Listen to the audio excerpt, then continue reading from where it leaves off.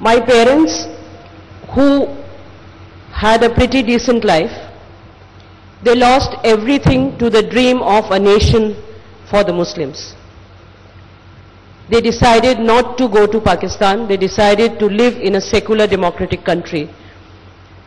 And within a few months, from living a life of a middle class family, they were reduced to a position where my mother had to actually sell wood and other things available in the small furniture factory that they have to feed the children. When her mother died in Pakistan, she could not go there. She had no money. There was no chance of getting a visa. She lost 2 of her brothers subsequently, much later on. The conditions at that point were not amicable enough so that she could take a visa and go. The pain of separation, the need for peace, the way my mother understands, I don't think I can understand that.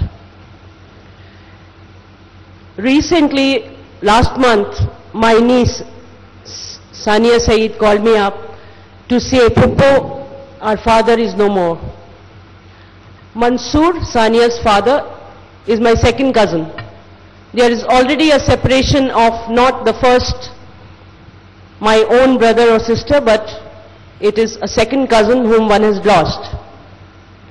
And again, either because of my schedules or because of the time and the suddenness of the death, there was no possibility of being there at the time that one would have liked to be there with the family.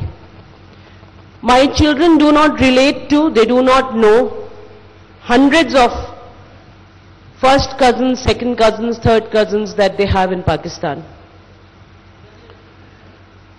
Their understanding of the need, I'm not talking of the political need, I'm talking of an emotional need. I'm talking of something which is very personal. I'm talking of a situation where thousands and thousands of people have been separated. Lakhs of people have been separated. There are people here in India who still want to go back to visit their tiny village where they were born, or of a place of which they have heard stories from their mothers, from their grandparents, and so on. But with every generation, this engagement is becoming less and less and less. While we have the two governments shouting at each other, blaming each other, and not finding a reason to talk of peace. Sometimes it is Kashmir, sometimes it is Siachen, sometimes it is something else, but sometimes it is the nuclear bombs on this side, on that side. But we have no time to know and to realize how to build peace. I don't have any answers. I am not a politician. I really don't know how this peace would come about. After 26/11, I remember Muniza's mother, Asma Jahangir. She came to India with a delegation. And at one of the talk shows in NDTV, she was pleading, understand us, our democracy is very nascent, our democracy is at threat.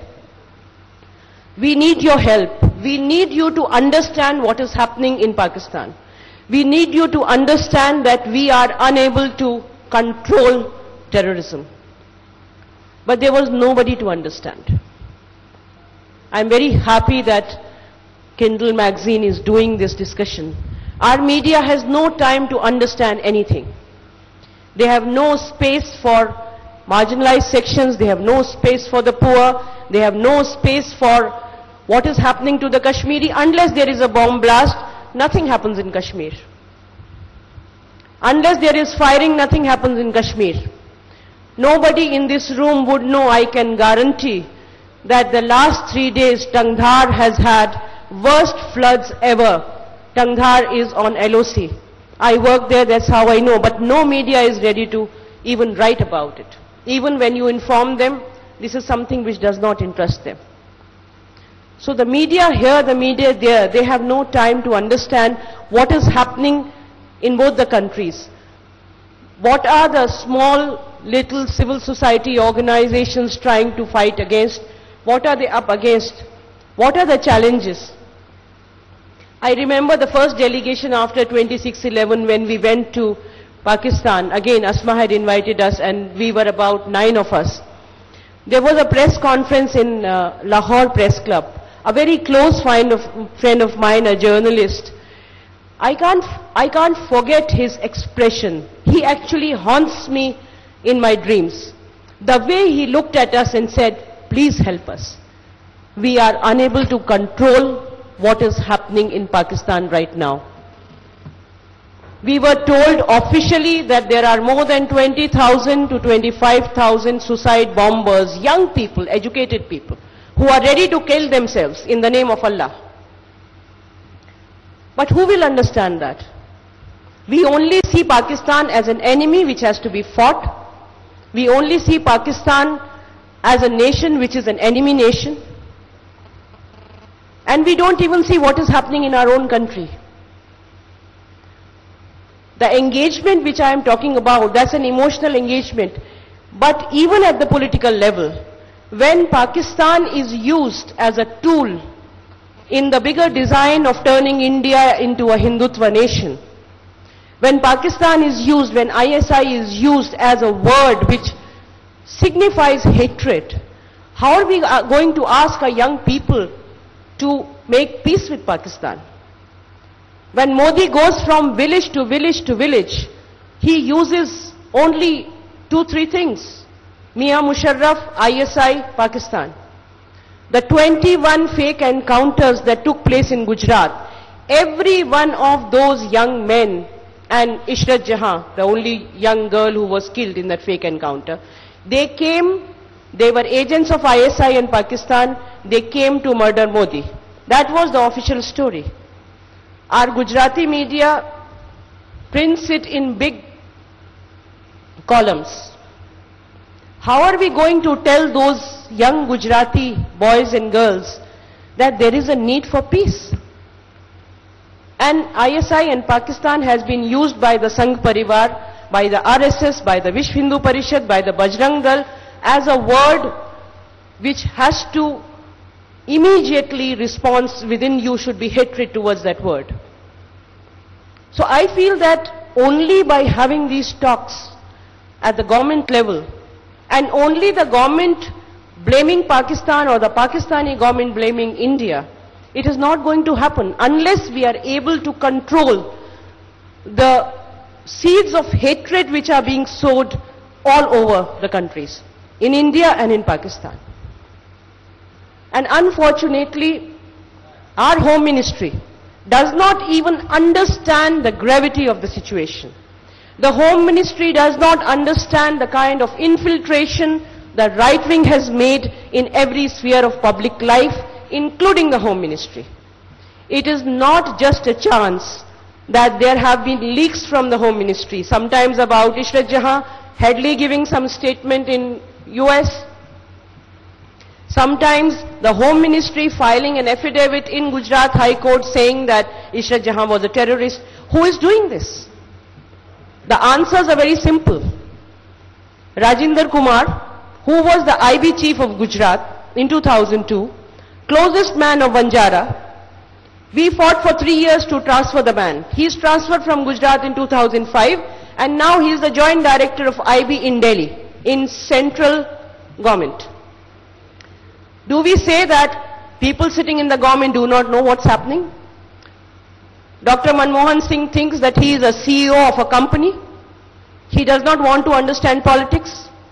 In his first speech after becoming the Prime Minister, he said, we don't want to be vindictive. Nobody asked you to be vindictive, but cleanse the government. You know there are people, hardcore RSS people, who are sitting in your government. They do not want any peace with Pakistan. They do not want Kashmir issue to be resolved. Yesterday 2 people were gunned down in Kashmir. Day before yesterday 5 people were gunned down in Kashmir. This does not make news because they are ordinary Kashmiris. Let them be killed. To an extent that when earthquake took place in Kashmir, if you look at the response of the nation to the Gujarat earthquake and to tsunami and compare it with Kashmir, you will realize the kind of communal hatred that exists in our country. So with that kind of mindset, when we start talking of peace with Pakistan, I think the chances are very slim. This is not to say that the whole of India is turned like this. There is still a vast majority which believes in peace, which does not think that every minority on the earth on the Indian soil is a traitor. There are still people who are fighting against all this. There are people who are talking of peace with Pakistan, if nothing else only as a neighbor. But there is a need for that vast majority to become vocal. I don't think that only our governments are going to solve this problem. There is a need